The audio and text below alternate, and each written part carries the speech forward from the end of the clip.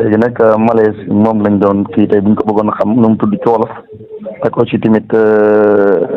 ñu bare daal dañ koy dégg ginnaaw dañ la nuyoo ba noppi ma bàyyi la nga présenté. Ndiaye maa ngi lay nuyu di la ziar di nuyu auditeur Ngibi FM yëpp Ndiaye comme ni nga ko waxee rek malaise dafa nekk benn tawat boo xam ne ci langage courant lañ koy wooyee malaise waaye ci lu jëm ci wàllum kër docteur bëri lu ñuy utiliser mot boobu parce que du terme médical purement médical waaye nag malaise suñ koy tekki ci wàllum kër docteur dañuy wax ne malaise tawat la boo xam ne ni mu lay dikkee bokk na ci nga toog rek nga sentir ne da ngay mel luy miir sa bopp woyof mel ni bu dee da ngaa nekk ci néeg bi day tourner ci kaw waaye nga sentir ne da ngay am liñ naan sueur froide maanaam da ngay xaw a mel luy ñàkk mais doo yëg tàngoor bu baax a baax daal da ngay tayal mel ni daal ku doon liggéeyal mel ni ku sonn noonu daal la lay dikkee mu nekk loo xam ne mën na ñëw nag lu tembere mu nga toog yow si nelaw rek wala nga toog rek jógee voyage wala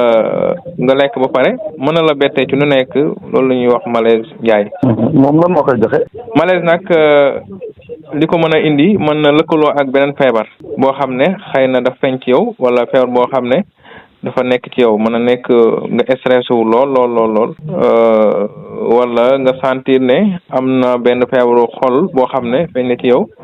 cardiopathie waaye bu fekkente ne malaise simple la xëy na du nekk lu garaaw day mën a demaat si saa si waaye fekkente ne nag malaise boo xam ne dafa am beneen feebar bu làq ci ginnaaw mu ànd ak dënn bi di métti ngay sentir day am douleur thoracique lu ñuy wax ci kàllaamay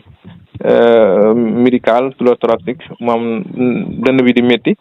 dans ce cas nag da ngay gaaw jóg lool dem hôpital lu mu gën a gaawee wala nga woote ndimbal bu fekkente ne nag malaise bi jëm ci wàllum suukar moo làqu ci ginnaaw ngam hypoglycémie da ngay sentir ne malaise bu ñëwee damay digal ñi nga xam ne dañ may siiwur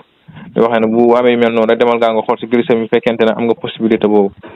bu fekkee suukar bi dafa wàcc xamal ne malaise bi hypoglycémie moo nekk ci gannaaw bu fekkente ne aussi gis nga ne sa gémmiñ day wow mën na am nga mar bu métti mar boo xam dafa dem ba jural li ñu naan déshydratation intracellulaire maanaam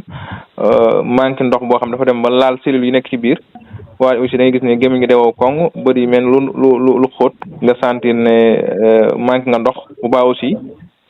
dina laaj nga am ndimbal lool pour dem hôpital mën a yokk ndox. mag ñi lay dal wala xale yi wala ñëpp lay dal. malaise mën na dal mag mën na dal xale waaye malaise nag lu ci ëpp ci mag ñi lañ koy gën a nemmeeku comme lu ma la waxee léegi rek malaise langage courant la maanaam tey maanaam kër docteur du ñuy jëfandikoo sax turu malaise waaye rek dañ koy méngale ak li nit ñi di tuddee malaise te ñu mën koo indil ay signes ne yi ak yi moom la nit ñi di wax malaise. dinañ ko ñu def ba mucc ci. pour nga mucc ci nag comme li ma wax loolu rek mooy fagaroo gën faju su fekkente ne da ngaa am malaise demal hôpital ñu xool bu dee fatiguement la dañ la bindal garab fatiguement bu dee nag gis nañ ne yow kat sa tension mu ngi commencé di wàcc wala da ngaa manqué ndox wala da ngaa manqué suukar